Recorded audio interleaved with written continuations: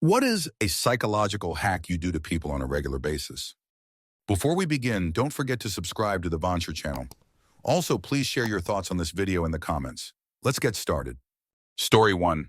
Use silence to your advantage. People are uncomfortable with silence. During any kind of negotiation or contentious discussion, the first person to speak is the one that's likely to cave in. If you're negotiating salary, react silently to the initial offer. Act as if you're pondering it. Don't just sit there blank-faced, but don't say anything. Odds are the other person will interject and improve the offer. The same applies for negotiating the price of a car or a house, negotiating a contract, etc. My kid's not old enough to try it, but I hear this works fantastically on kids as well. If they want something, tell them to convince you, then sit silently when they're done. They'll respond by improving their offer, and you'll get to see just how much it means to them. Answer: did that once during my 90-day review. The company offered me a 50-cent raise. I just picked up the paper and looked it over for about a minute or two. Then my supervisor asked what is wrong. I did not speak. I put the paper down and looked at him. He then told me this is a starting point and we can negotiate. Walked out with a 3-an-hour raise in a new work van. Oh yeah.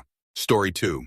When doing a presentation for the boss to present, or for me to present, representing the department, the boss will always want to review it. I learned it was better to leave 1 or 2 misspelled words or a phrase that could be said better. This gives him the chance to feel like he had real input. Before I started doing this, he would have me rewrite entire sections. Edit, added a comma, ha ha ha. Story 3. I don't do this much anymore, but whenever I wanted to buy something expensive, I would over-exaggerate the price to my parents so that when I told them the actual price, it would seem more reasonable. Me: Mom, can I get this video game? It's 90 baht. Mom, that's a little too much. Me: wait, never mind, it's actually 60. Story 4. A simple little psychological trick I've found for coworkers is to ask them to keep others in line when it's their own problems that I really want fixed. For example, when I worked at a restaurant and one server in particular made no attempt to organize dishes, she bussed for the dishwashers, I politely asked her to do me a favor and make sure everyone else is keeping the carts organized. Problem solved. They don't feel accused. They started doing their job right. And as an added perk, they even passed the skill on to new hires. Story 5. De-escalation. When someone raises their voice, you lower yours. When someone gets angry, you get calm. 99 of people will meet you in the middle, confirm their biases, validate them. You're right, that is upsetting. I hear where you're coming from. Don't tell them they are wrong, just give them the validation they want, and they will eventually get to a more rational state, but not immediately. Don't ask someone why. Instead of why are you mad or why did you do that, ask how and what. What made you angry? How can I help? What does doing insert irrational behavior get you X? It will give them pause to think about their actions. Answer: I work at an office and sometimes I have to deal with some angry customers. We was taught exactly that, what you described. They aren't angry at you, but at the product. Just keep calm and be nice all the time. My mom works at a local store as a manager. Whenever she get called because a customer is mad, she keep nice of customer. I want my money back. This thing broke just after 1 day. Mom: hello, I am the manager. I am really sorry the product didn't met your expectations. Such a failure shouldn't occur. Customer: yeah. Is there anything we can do about this? It's like magic. Story 6. I did this for soccer, and I'm sure it could work for other sports. Whenever I wanted my coach to sub me in the game, I would sit up off from the bench, nonchalantly walk right in front of him to grab water, and 9-10 times he would tell me to go in the game. It's like a small reminder that I could be put in the game. Just make sure your presence is known by someone that you want something from. Story 7. People can't handle more than about 6 choices at a time, so when you ask your friends, where do you want to eat, you are giving them the choice of anywhere, which is too many choices. Hack: suggest 3 places at a time, and you'll get them to pick a place much faster. Story 8. Staring into someone's eyes while talking to them and handing them random shoot without them noticing. By the end of it, you can probably make them carry anything. Try it out, it's pretty cool. Story 9. I think this should qualify as a psychological hack. Whenever I would fight with my brothers and it would accidentally go too far and one of them would end up hurt, I would pretend that I also got hurt in the act so they didn't feel the need to even the score. It worked a lot. Answer: my cousins did this mainly to avoid getting in trouble, but also because they had an uncle on their dad's side of the family that refereed our backyard soccer games and liked awarding them penalties whenever they had just accidentally kicked me in the shin, then fallen to the ground clutching their arm. As a kid, I just thought their uncle was really dumb. It turned out he just didn't like me much. Story 10.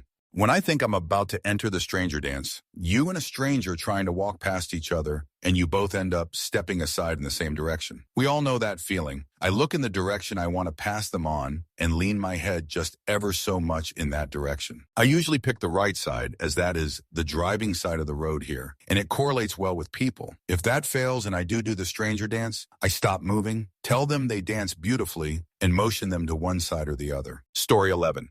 The Socratic method. It's not exactly a psychological hack, but it's a useful technique for dealing with people, usually in arguments. The basic idea is to ask your opponent questions when you are arguing with them. Whereas normally you'd be building points to support your own argument or looking for flaws in their points, you can instead force them to start tearing it down themselves. People usually place more value on an opinion if they came to it on their own, rather than if someone else tried to convince them. It's a natural bias. I came to this conclusion myself, so I know it makes sense to my brain. If you ask them questions, this forces them to test their ideas on their own and see if they hold up. This is especially easy because even in regular conversation, asking questions is just a generally good tactic to maintaining flow. I'm a good listener, and folks usually think of listeners as people who aren't as strong at influencing others. But you'd be surprised how well you can convince people just by letting them discover their own fallacies and then being prepared with an alternative viewpoint. Story 12. If people do a small task for you, they feel like you are more worth treating you decently. I work in retail, and I found that this is very true. What I do is I always have a pen sitting a good 2 arms lengths away from me, and I say to most of my customers, if they would please hand me the pen. I then say, you are very sweet, thank you. They get a little smile on their face and don't treat me like shoot. Answer, I think this is due to you owing them. Since you did something nice for me, I owe you. But that means I need to remember to cash in on that at some point and not fudge up whatever relation we have before that happens. So because you still have an open debt, you make sure I feel happy with you, so I'll be willing to return the favor when you need it. Story 13.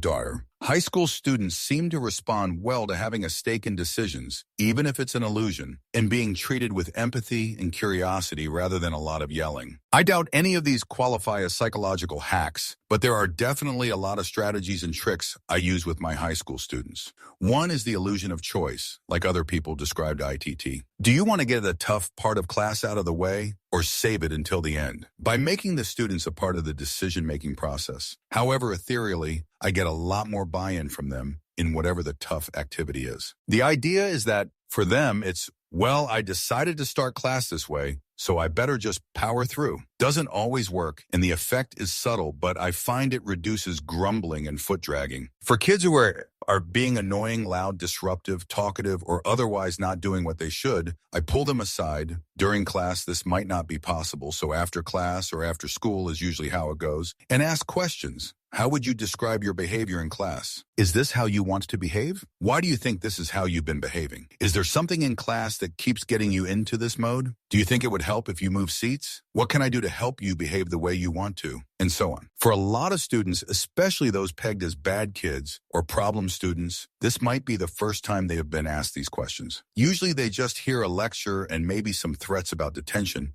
and calling home. Sure, for some students, they already dislike school and dislike you and don't care if they do well or not, but the vast majority of students actually want to do well, even if they don't know how or don't show that desire on the surface. By expressing curiosity and empathy, you can get past quite a few defenses. And if you're genuine about wanting to help them rather than just punish them and get them to comply, you can create some really awesome bonds with students which pay out 100-fold in class. Again, this stuff doesn't always work, but it's astounding how few of my colleagues seem to incorporate any adolescent psych knowledge into their teaching. Story 14.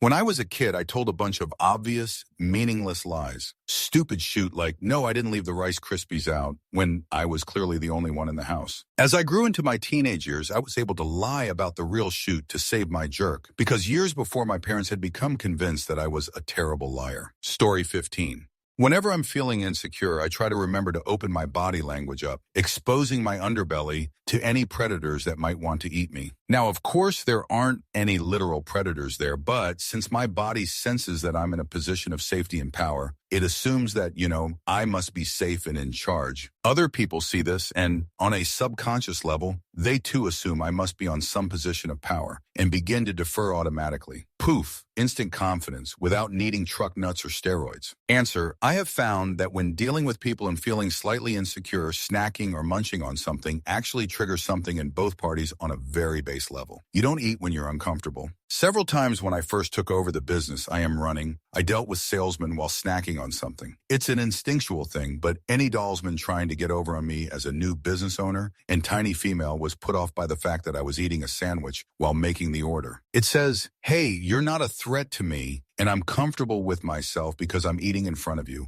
and therefore not intimidated, and you can't intimidate me because I clearly don't give a shoot. I'm eating.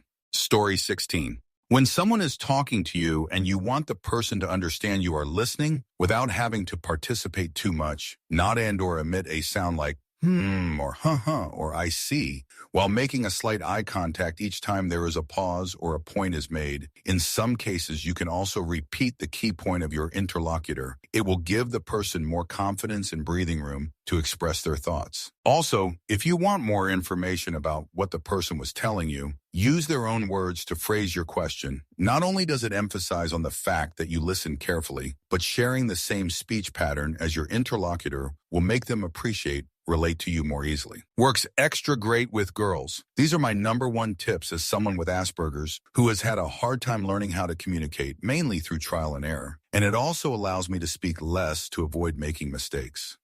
Answer. So what you're saying is when someone is talking to you and you want the person to understand you are listening without having to participate too much, nod on or emit a sound like or huh or I see while making a slight eye contact each time there is a pause or a point is made. In some cases, you can also repeat the key point of your interlocutor. It will give the person more confidence and breathing room to express their thoughts. Also, if you want more information about what the person was telling you, use their own words to phrase your question. Not only does it emphasize on the fact that you listen carefully, but sharing the same speech pattern as your interlocutor will make them relate to you more easily. Works extra great with girls. These are my #1 tips as someone with Asperger's who has had a hard time learning how to communicate, mainly through trial and error, and it also allows me to speak less to avoid making mistakes. Story 17. When I want something from someone that they wouldn't typically give up, I tell them how smart, talented, amazing they are. If there's the right type of environment, I promote an us against them mentality so that there's the feeling of an established bond trust. When you flatter someone's ego, they make exceptions for you. Every time. When they feel like you understand them and nobody else does, it helps even more. My boss has literally flat out told me that he's grooming me for a better position, has put me on a board, and has already put me on a hiring committee over several senior coworkers that specifically asked for the hiring position. I am on probation here because I'm so new. I'm not saying this guy isn't actually cool. He is actually a great guy. And there is a very grumpy group he oversees, but I absolutely encourage him and foster the I'm on your team attitude as much as I can. You have to be subtle, though. TLDR, be a kiss jerk. Be Dwight. Story 18. When someone shakes your hand too firm, pull them close to your body to counter their reach for dominance. Answer. I go the route of holding onto their hand longer than they want me to when they try to assert dominance. A friend of mine's boyfriend used to try to crush my hand whenever we would meet, so I started placing my other hand on his in a gentle manner and then pull in for a soft but long hug instead of the manly one I would give the guys. I would stand just a little too close to him and laugh a bit too hard at his jokes. I would tell him just how great he looked and do my best to subtly make him uncomfortable. Eventually, it got to the point where he'd nope out of the area quickly once I got there, and he wouldn't try to crush my hand whenever he tried to shake it. Story 19.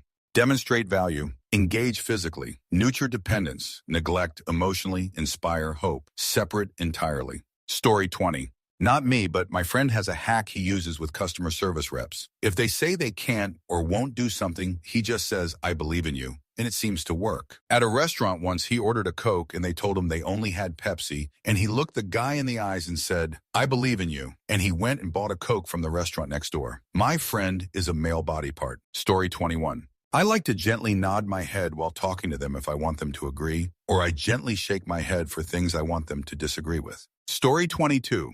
Dealing with children. Give them options you can work with, not just choices that lead to the same outcome. Example, dinner. I have chicken taken out for dinner. How would you like to have it tonight? Fried or baked? Or would you like grilled or baked? Potatoes or rice? Carrots or spinach? These choices are pre-planned by you, but the child is given a stake in the final outcome, or so they feel. Potential outcomes: rise in self-worth, less fussing when eating, they chose it after all, and the opportunity to planning healthy food choices lifelong given your guidance. Edit. Your mileage may vary. After all, some kids are more psycho than logical. Story 23. Whenever you're with a group of friends, you can tell who likes who by seeing who they look at when everyone is laughing. They usually look at this person because they want to see if they are laughing, and they should also be laughing. Story 24.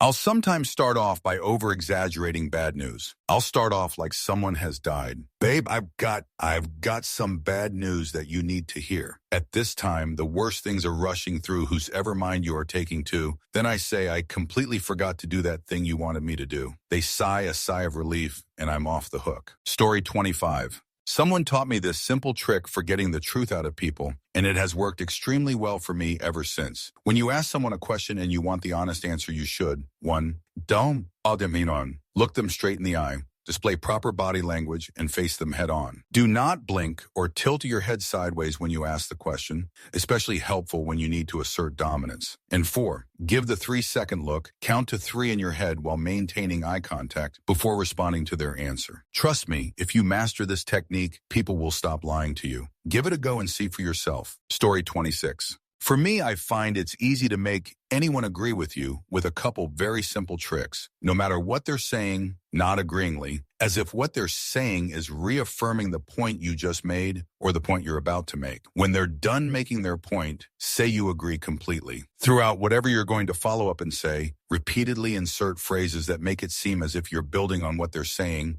even if what you're saying is completely unrelated, and to your point, and you're exactly right, etc. Frame the ultimate conclusion as their idea. So yes, I definitely agree with what you're saying. We need to whatever you wanted them to agree to do anyway. Thank them. What I find is this creates pressure to agree with you in 3 ways. There's pressure to go with the flow. You're creating the impression that the flow is stronger than it really by implying you're both going the same direction. You're creating responsibility on their part for the ultimate conclusion. Even if they wouldn't have initially agreed, those last couple steps put a little ownership on them, which creates pressure for them to defend the idea. Perhaps most powerfully, it simultaneously appeals to their ego and their insecurity. You're giving them credit, and they like that, so they're coming out ahead. They also don't understand how your point builds on theirs, which they assume is because they're not smart enough to understand. If they were to disagree, not only do they lose the credit that has been bestowed on them, but they risk looking like a fool for not understanding how you were agreeing with them in the first place. TLDR.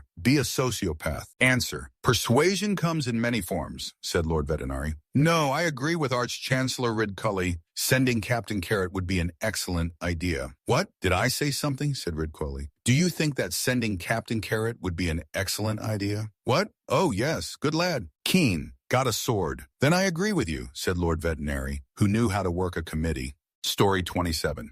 When my younger brother wants to go on my iPad for an hour, I give him the choice to go on for 30 or 45 minutes. He chooses to go on for 45 minutes because he believes it's the best pick when in really he could have gotten an hour of game time. Answer. I don't have kids, but I hear this is a great tactic. Do you want to go to bed now, or do you want to pick up your toys for the next 10 minutes, then go to bed? Of course they want to help clean, then they know it's time to go to bed. Of course they won't want to go to bed, but you remind them it was the deal they made. Probably doesn't work if they are overly exhausted and in meltdown mode. I've got no recommendations for that. Story 28. If me and a manager have a disagreement, I never say, I thought you wanted me to do this. Instead, I word it, well, it was my understand that you meant for me to do this. That way it shifts the blame on them, and they will usually even apologize for not being clearer. Story 29. When fighting with we need to get better at talking about our issues, not you need to get better at talking about your issues. Answer. This one is really helpful. My SO refuses to admit to any wrongdoing and will never apologize. But if I apologize first, even if my only wrongdoing was being hurt, then he'll soften and say sorry too. I also always say it was wrong of me to do X, and he tends to follow suit. Stubborn, prideful people feel much more comfortable being vulnerable if you make yourself vulnerable first. Story 30. If I'm holding something I don't want anymore, for example, an empty Coke can, and I'm in a conversation with a friend, then I will extend my hand with the can in it a little, and they will almost always take two from me. Story 31.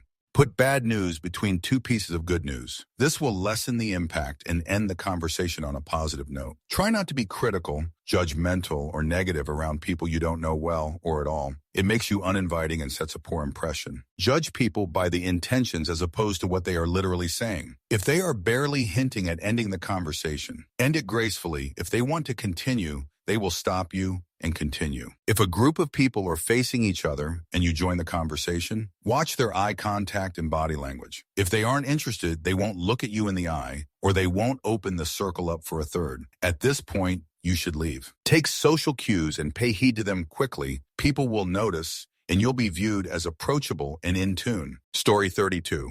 Do you want to wear this red shirt or the blue one? Oh, hey, you're feeling upset and no matter what I say isn't helping? Let's take a walk or get some coffee. Maybe I'll ask you again in 5 minutes. Oh, you don't want to come to breakfast?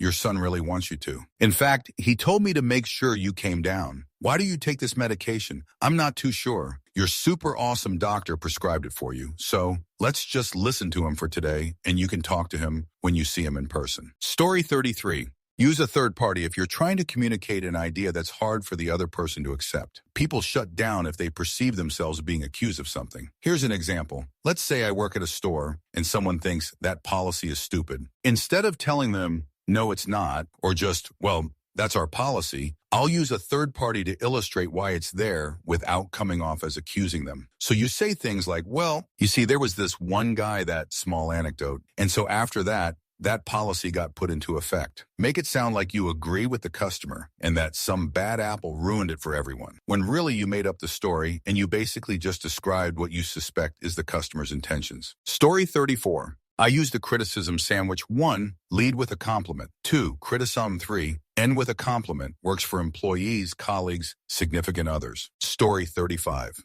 This one might be a bit too scary for you, but I'll occasionally ever so softly whisper to my wife the intimacy acts I'm interested in when she's sleeping. Probably a 80% success rate over the next 72 hours. Though some of that is likely self-fulfilling prophecy just as much as it is subliminal messaging. Story 36.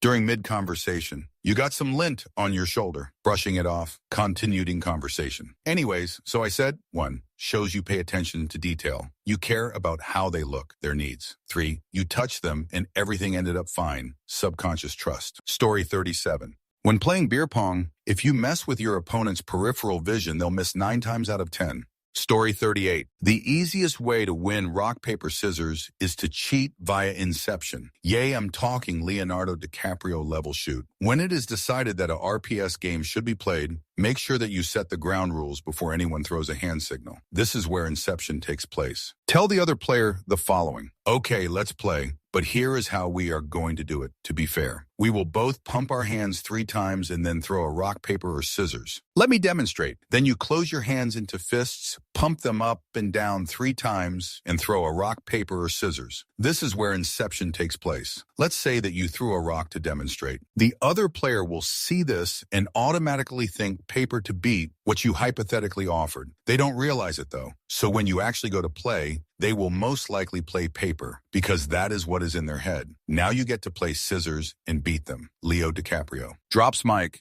Answer. Literally every time I play RPS, I tell them I only throw rock. I do this and throw rock almost every time and have probably won 20/3 of every game I've played. The best is when you win one game and gloat like, see, I told you I only throw rock. Why did you choose scissors? Watch. I'll throw rock again, then throw a scissor to their paper and be like, why the hell would I tell you what I'm going to use? That's stupid. Story 39. I don't know if this actually works, but whenever I pass a cop, I always try to do something that makes me appear as if I don't notice them. I'll pick my nose or scratch my face or run my tongue around my teeth as if I'm picking food out of them. I feel like if I look innocent or unaware of their presence, then I don't look suspicious. Story 40. When carrying beer glasses through a crowded bar, don't carry them at waist level. Hold them high ahead of you, above head height. It's amazing how easily the crowd parts for you. Story 41. Not really a hack, but sometimes I use synonyms and see if people will use them too. Like, for example, I'll talk about parties, then say festival, bazaar, celebration, etc., and see if they use it too. Answer. This would lock a conversation with me up. Different synonyms are different for a reason. There's particular connotations ascribed to each word that make them unique,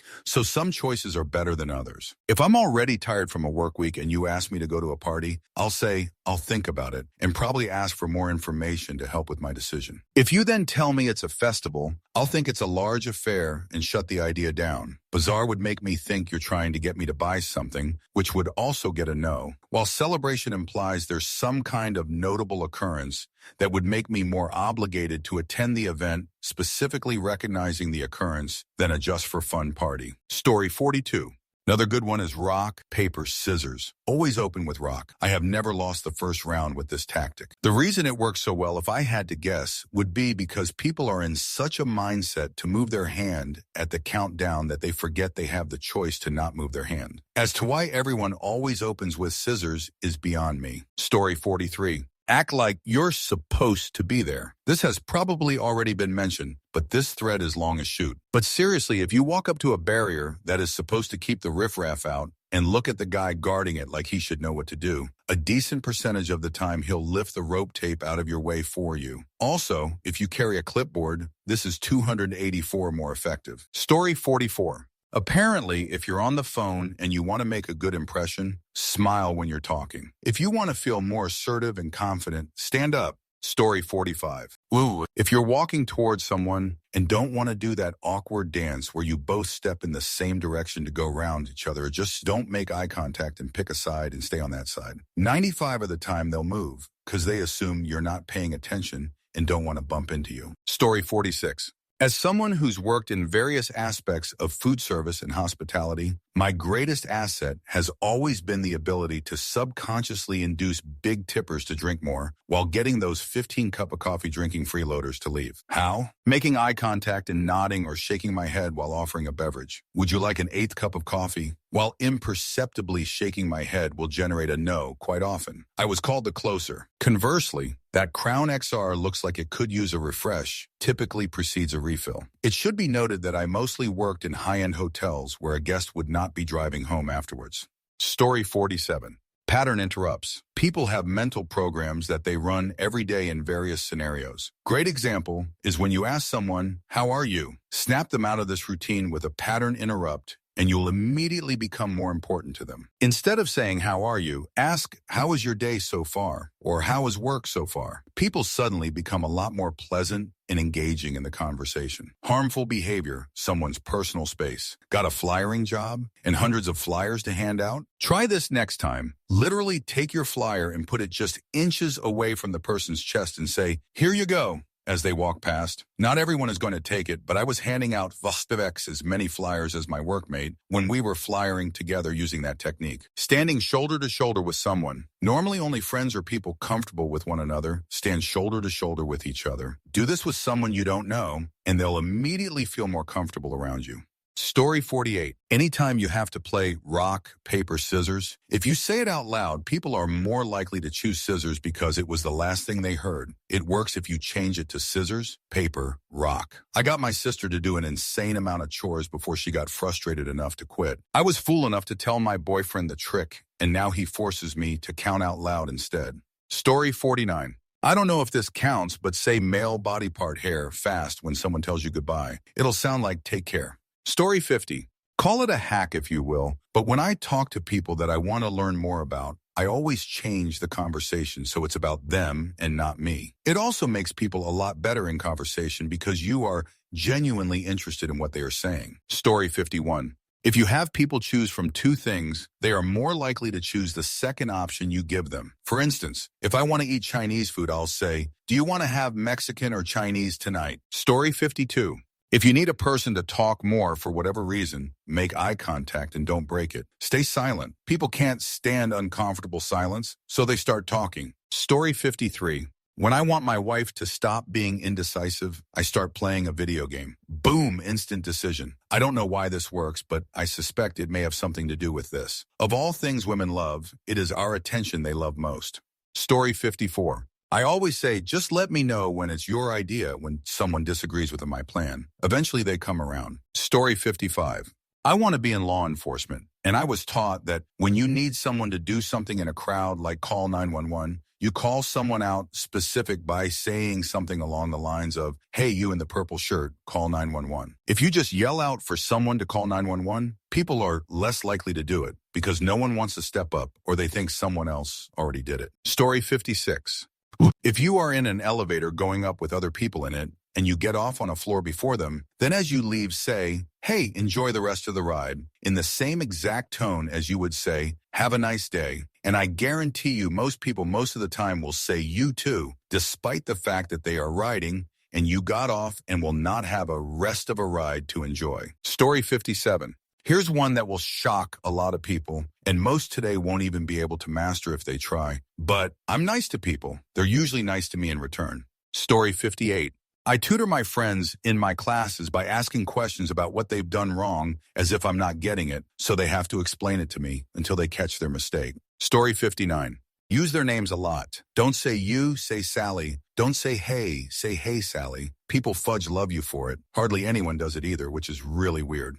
Story 60. Smile, smile, smile, smile. I smile so much, it's just automatic around people now. I cannot force myself not to smile around people unless I'm exhausted. In return, people tend to like me. Although there are times when it's not applicable, most of the time it is. Tell lies about yourself, meaningless lies, never the same that have no reason to be known by anybody. For example, if someone would ask me where I'm from, I'd say some random place and never deny it. The place was never the same. And then if perchance someone else mentioned the place to me, I'd know that somehow the information traveled from person A to person B. I would know, A, that some people talked about me, and B, allow me to estimate through how many people the information went through, and C, evaluate whether the person is a secret keeper or not. Story 61.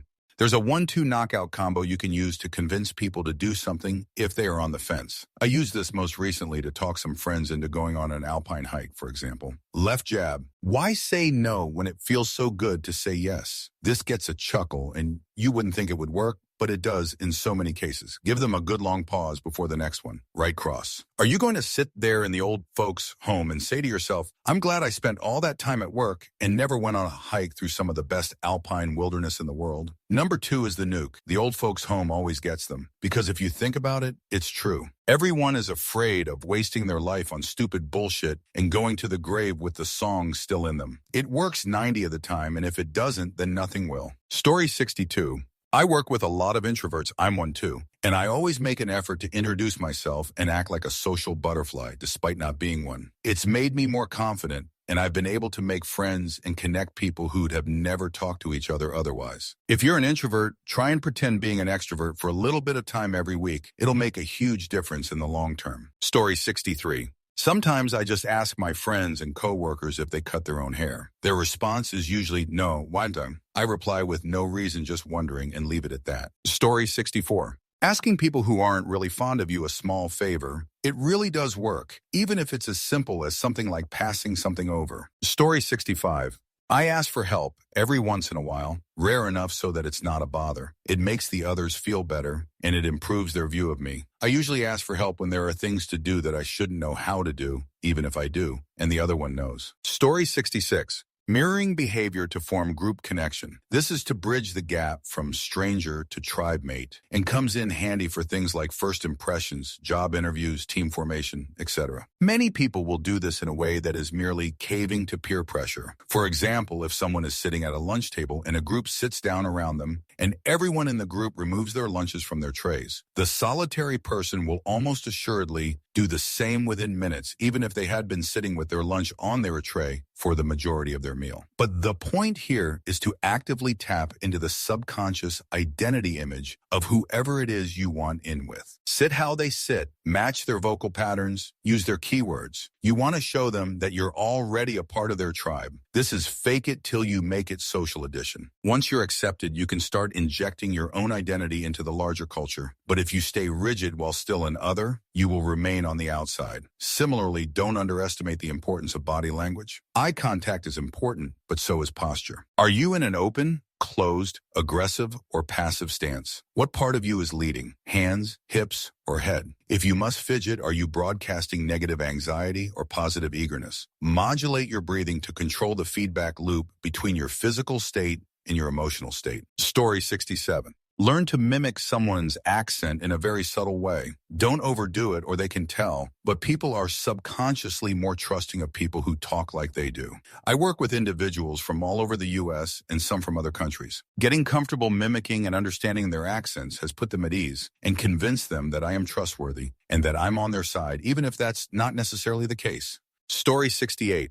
When I manage people on a large, arduous project, I make well-defined goals, and I arrange them so they come as close as possible to the end of the day. As a result, people work harder than they would without the goalpost to hit it on a given day. When they start the next day, they are given slightly different tasks, which keeps them engaged mentally. Story 69. 1. The yes, yes, yes trick. If you want someone to answer your question with a yes, first prime them by asking 2 semi-relevant questions that he will definitely answer with a yes. When people have already answered yes twice, they are much more inclined to answer yes again. Opposite goes for no. 2. Most people can't deal with silence. It makes them uncomfortable and uncertain for no reason. I can personally deal with awkward silence just fine. In difficult talks or discussions, I will deliberately fall silent just to think for a moment, only to see the others becoming nervous and hesitant. During the silence, you have a couple of seconds to make up a long, difficult sentence with precise arguments. I then say the formulated sentence fast and in a deep, pronounced voice to come off as a sort of fast-thinking mastermind. 3. More of a self-hack. Confidence and lack of confidence have positive feedback. Simply by being silently confident, you will be able to handle situations better, which will have the effect of making you more confident as well. The opposite is also true. If you hesitate or start feeling uncomfortable with something, your confidence will drop and you'll have a harder time dealing with situations,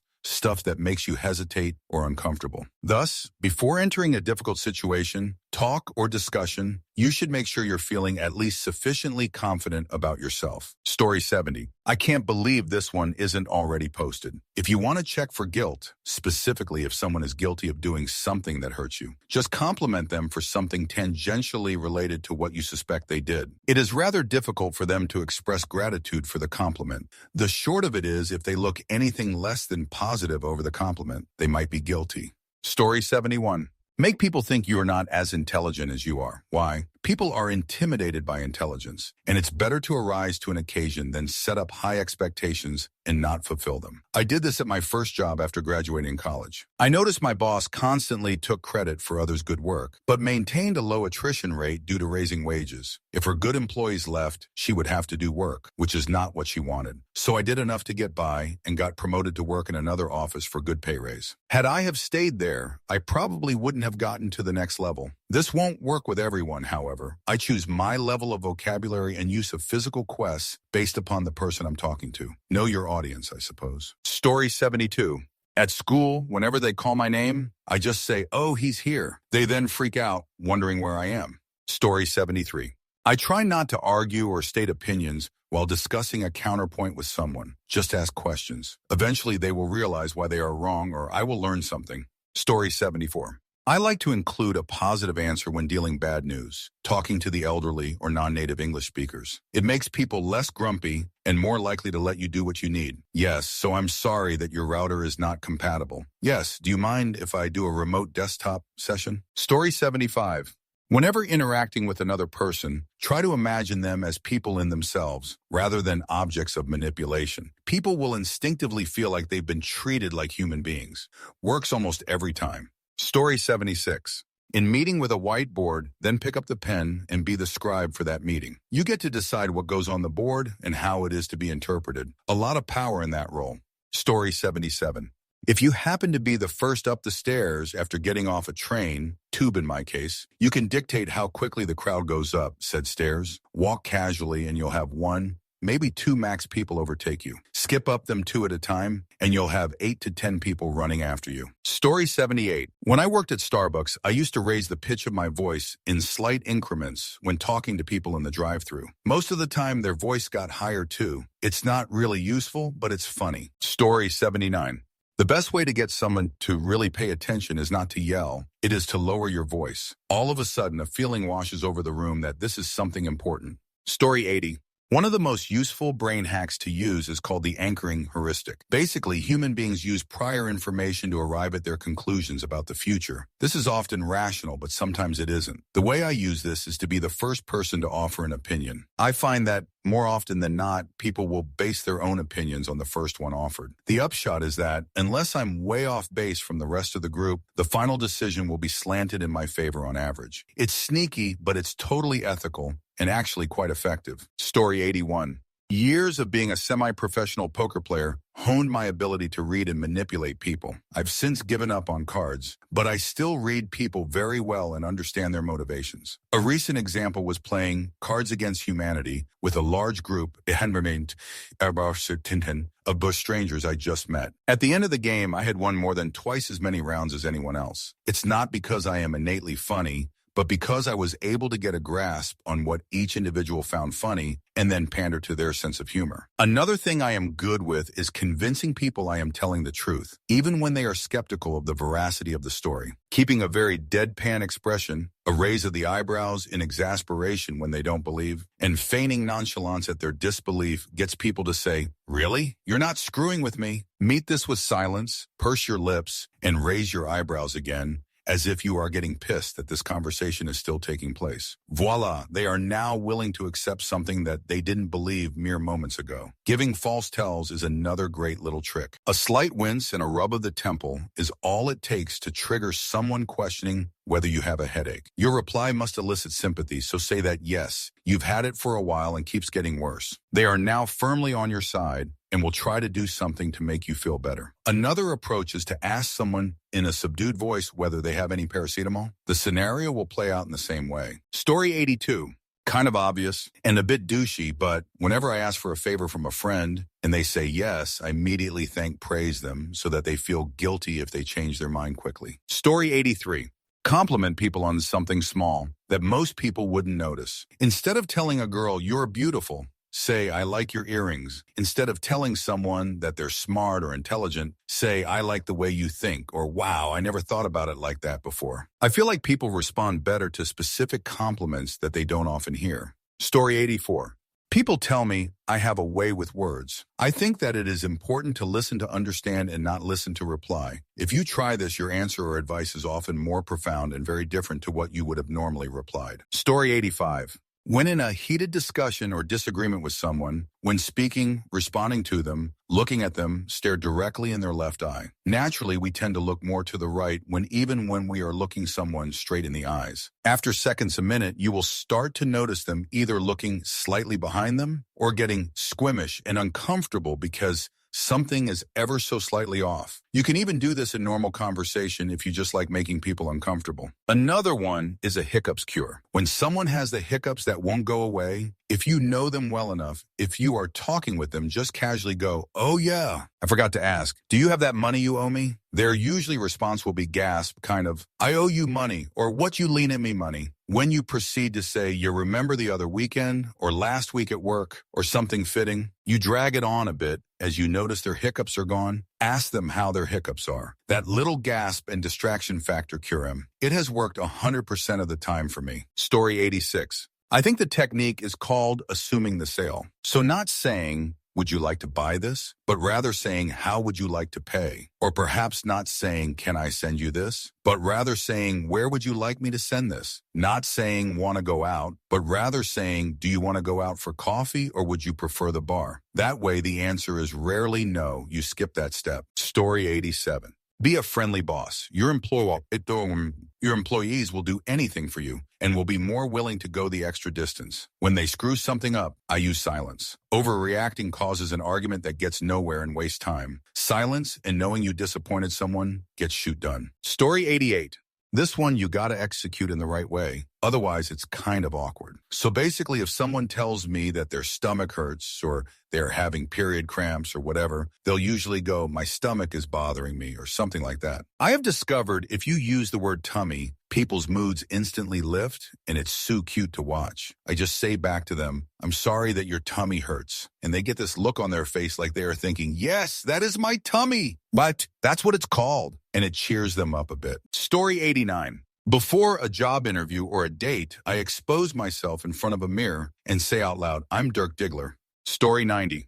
I used to work at a retail establishment where we had to sign people up for credit cards and for email lists. I refused to con people into the abhorrent terms and conditions of the store card, but I used to gently slide the email sign-up card toward them while handing them the pen and maintaining eye contact, and said something along the lines of, sign up for our email, or make sure you don't miss out on blah, blah, blah, and they would always do it. I guess it's part of neurolinguistic programming. If someone starts handing you something, you subconsciously start the process. If I were to ask, do you want to register your email? I would always get turned down, so I adapted. I was the top-ranked person for emails in the district. Also, last in credit cards. Suck it, Coles. Story 91.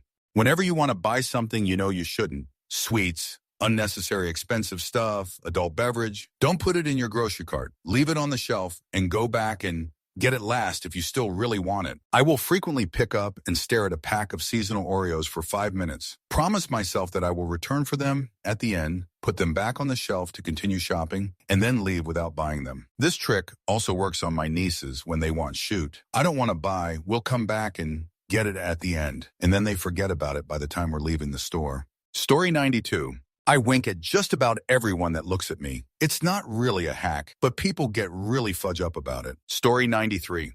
If I'm in someone's home and their toilet paper is situated the wrong way, I flip it around so it's over, not under. Story 94. I drive a shuttle for a living at a high-end hotel. Over the years, I realized that I could slightly alter the way I get tips solely on how I talked and what I say to people. First thing I realized is how ignorant people are. Yes, there is still racist, simple-minded people out there who dislike having to deal with a young, multiracial kid who they really don't want to be in the same place with, much less the same van. But I get tips every time. Little old ladies who pinch cheeks, jackpot. Athletes, movie stars, singers, rappers, hookers. I can squeeze a few dollars out of any of them, thanks to quiet observation. Story 95. I use a common enemy situation to get people on my good side. Worker meaning about how something is run. Ill laugh knowingly telling them about when my boss screwed me over. Management is shoot, right, guys? Well, here's the catch. I kind of am management. However, in my job, my workers typically have a lot more experience than me, yet I have to enforce the rules regulations. So the way I lead is by showing how shoot everything is, then swing a positive at the end. But it's getting slowly better. At least we're operating one step at a time, right? This almost universally works with the right savvy. I am very good at staying on the good side while keeping rules in place. Story 96. If you're sitting, touching your fingers together like Mr. Burns gives you a position of power. Same with touching someone's shoulder. Story 97. People tell me I'm friendly and outgoing. I'm actually shy and hide it by asking questions so other people will keep talking so I don't have to. Story 98. Ask questions. Lot of questions. People love talking about themselves, but don't treat it as an interview. Ask for their opinion on something. They love that the most. And comment on their opinion. People like to think they are relevant, and asking questions achieves that. Also, if you want to convince somebody of something, try to structure your arguments in a way that has the other person say yes in multiple occasions before you actually challenge their view. If you build up the argument from the points you agree on towards the points you don't, they feel more eager to agree with you. Story 99. TFW. Almost everything suggested here is something I've been doing without realizing it. Not sure what to make out of that. Story 100. Occasionally make up false facts about yourself. Tell each fabrication to one person only. If anybody else mentions what you told that one person, you will know not to trust them. Say things that would not totally destroy your reputation, but are mildly private, juicy, awkward, uncomfortable. Story 101. A silent touch on the shoulder or back with one hand as I direct my patients to the consulting room with the other hand, palm up and showing them the way to the room. Story 102.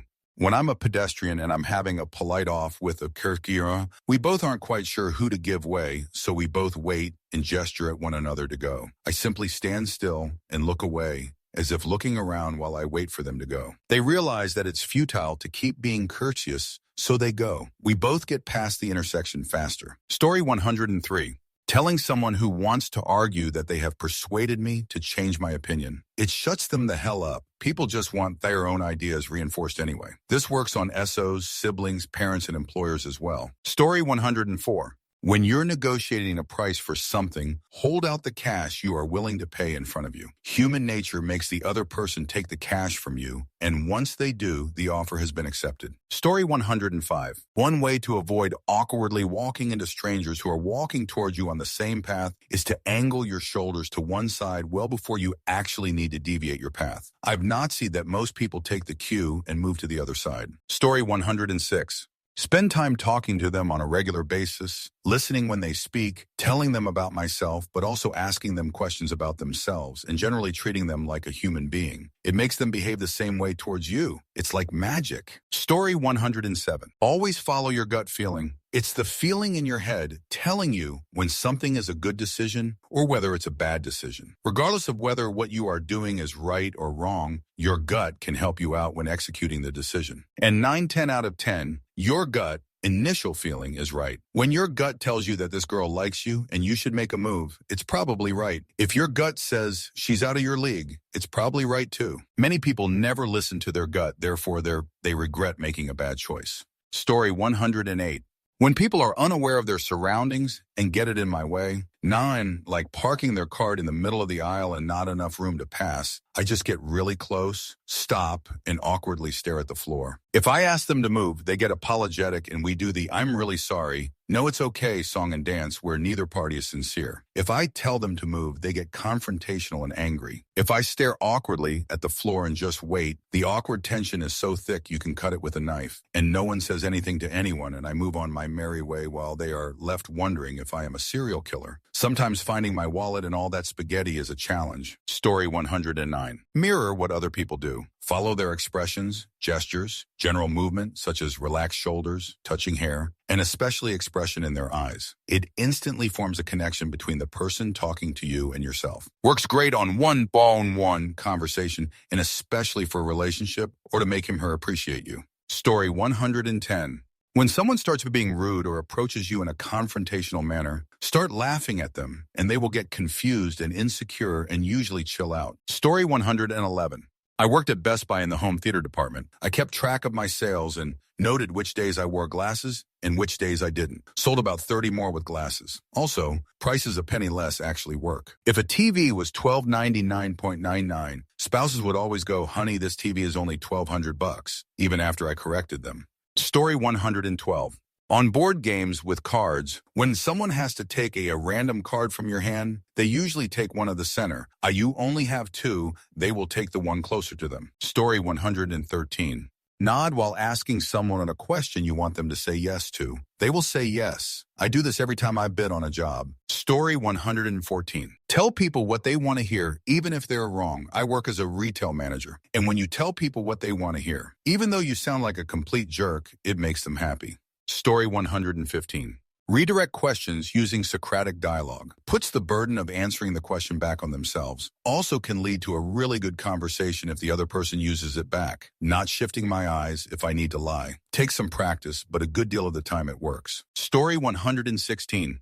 I deal with chronic pain due to a kidney disease. When I hurt, I imagine putting the pain in a jar and putting it in the cupboard. Afterwards, if it flares up, I put it in another jar and in the cupboard with the previous jar. Reminding myself how many jars I have and that they are put away tricks your body in its perception of pain. Story 117. When I come across a disagreement, I offer to play rock, paper, scissors. I explain that we will say rock, paper, scissors, shoot. The key is to say it out loud, rock, paper, scissors, shoot. I have found that most people don't plan on what they are going to pick, especially if you do it quickly. At the very last moment, they will subconsciously choose the last thing they hear, scissors. I pick rock. Story 118.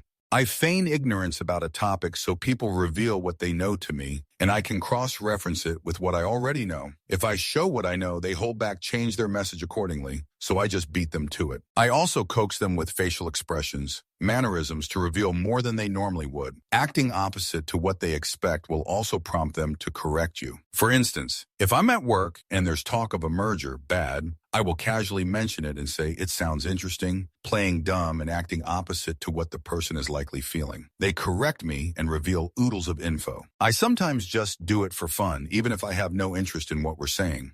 Story 119. If I am with a group of friends and want us to leave or relocate, I will make a motion for the door, a couple of steps usually does it, then slowly turn around and go back. Basically, after enough repetitions of this motion, the pack mentality kicks in, and people start heading for the door or wherever, just like I wanted them to. The trick is to make the movement for the door obvious and the movement back very subtle. Story 120. I'm in the service industry. When on the phone with someone who is either creating a cyclical argument or won't let me talk, I out then on hold, only for about 10 seconds, but just enough time for them to lose their train of thought. Story 121. I pretend to be stupid or unsure about something while suggesting possible solutions to problems or when I think they are making a mistake. I always try to place the blame on equipment or software or my own user error. For this example, let us say I'm testing a web application with a database search capability that should be doing partial matching, but isn't. I think there might be a problem with the search. I tried to search for word, and I didn't get back all the results I expected. When I searched on words, I got more results that should have shown up in my first search. This definitely isn't my forte, but I wonder if it could be something with the Elasticsearch. Also, when I scroll, sometimes the left menu button jumps around. It is probably my browser, but thought you might want to check it on your computer to confirm. I do this even when I know the answer, or I know someone is just having a stupid moment. We all have them. People are much more willing to listen to me than to my peer that says, you messed up the Elasticsearch and partial matching isn't working right. Or, why on earth is the menu button jumping around when I scroll? No one likes to be blamed for things. Story 122. Kind of an old one, but when breaking news to someone that you know will spark an argument, sit down next to them rather than across from them. Subconsciously comes across to them like you're on their side, literally too, rather than challenging opposing them. I do this a lot in my job when I need to deny applicants, and I know they're going to argue with me. Story 123. The one I use all the time is treat them like I would like to be treated, and it usually works too. I also act overly polite and accommodating when someone is randomly being aggressive and confrontational, and it always diffuses the situation. Story 124. Ask people for help, and they'll feel closer to you. It's better than doing favors for people in this regard. Story 125. When walking down a sidewalk or hallway and you see a person, couple group approaching, that is taking up the entire pathway with no apparent intention of making room for you pass, look at your phone, read something, or simply look down as you approach, and they will instantly make way for you. I don't know if people are oblivious or just male body part, but this happens to me way too much. I'll shift a bit to the right to give an approaching pair of people some room, but they just barrel on until we almost collide and then look at me like I should have pressed up against the wall so I didn't interrupt their conversation. One day I realized that if I seem like I'm not paying attention or deep into reading, I can walk right down the middle and they part instantly. What's funny is that they seem to make way as soon as I look down, regardless of how far apart we still are. All I know is that it works every time. Try it. Story 126. If I don't want someone to do something but it would be awkward or inappropriate to ask it of him, I compliment someone who does as I desire where the other person can hear. Story 127.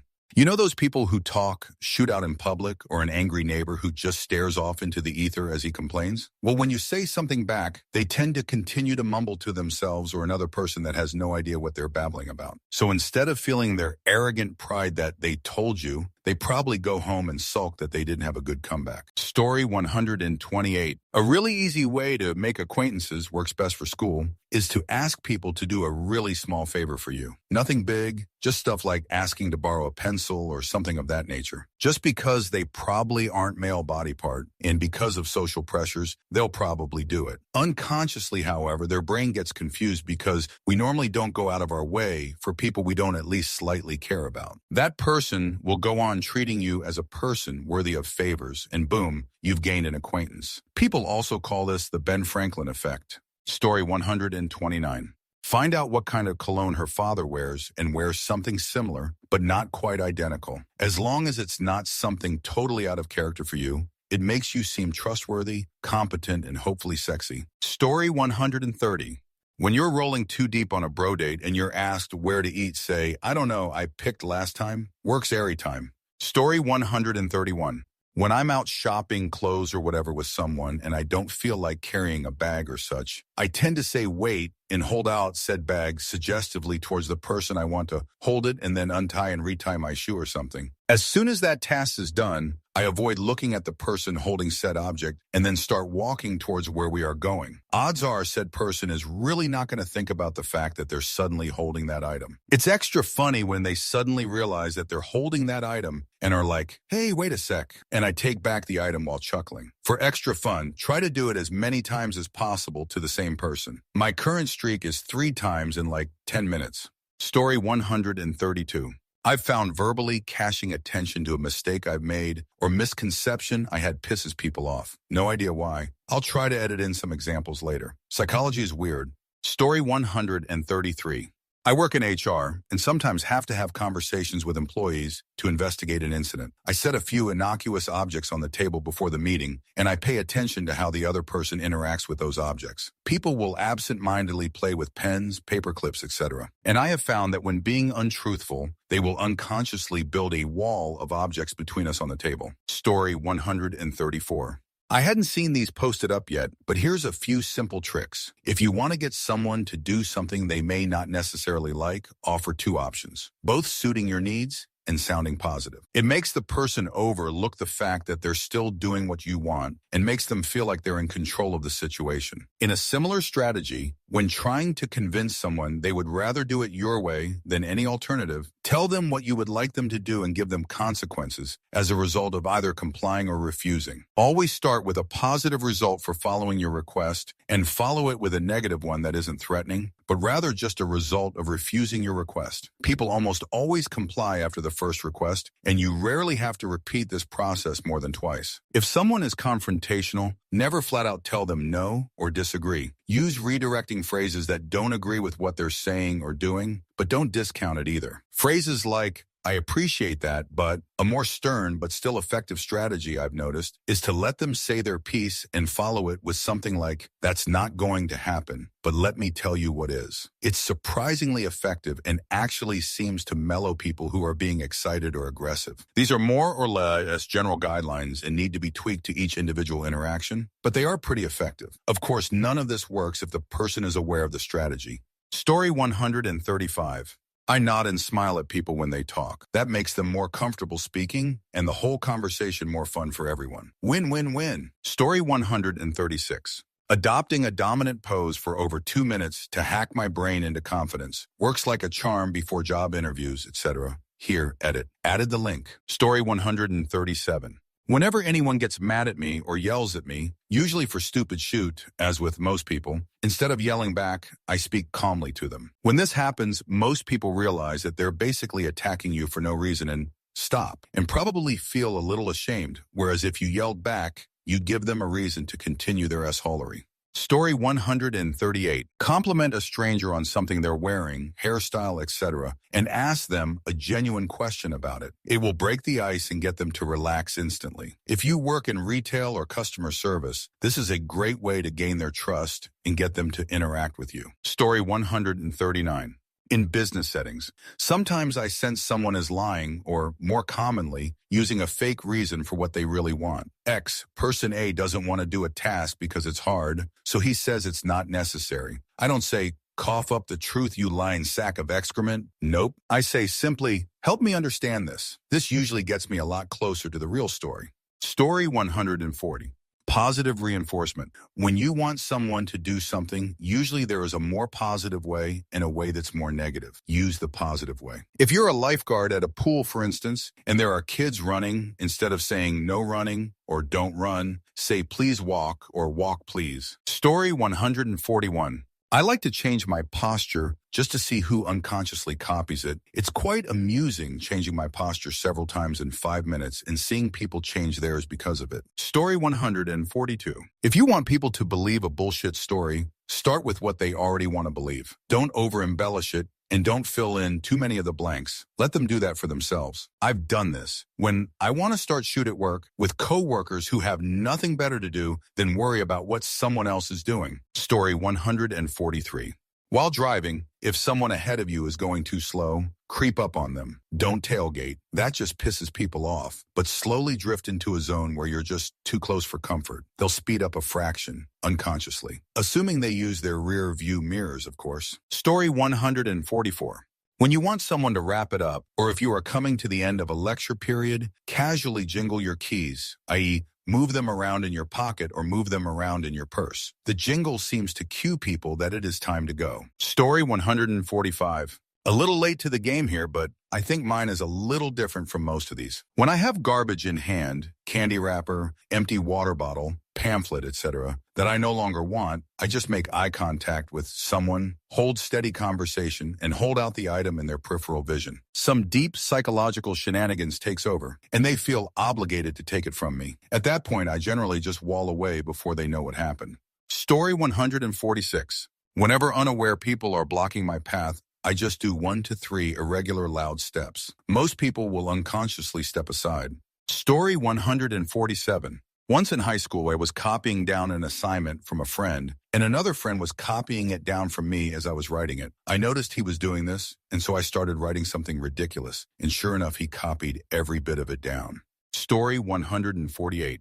Thank people for things. It makes them like you more. As far as making someone like you more goes, you are better off asking them for a favor and thanking them for it than doing them a favor. Story 149. I'm late to this, but this is my favorite way to trick someone into being decisive about something. Say your spouse just can't figure out what to eat, McDonald's or Burger King. Tell them you'll flip a coin for it, then assign something to each side of the coin. Heads will go to McDonald's, tails BK. Then quickly tell them to call it in the air as you flip the coin. Note that them calling it in the air is pointless because you have already assigned each side of the coin. Instead, what you are getting is the result that they want the coin to land on. So if they say heads, chances are they actually want it to go to McDonald's. Story 150. When you don't agree with what someone has just said to you, act like you didn't hear them. This gives them the opportunity to decide whether they want to repeat it, and you a chance to think of how you'd like to respond if they do. That's it for this video. Don't forget to support Vancher and my second channel, Vanchus.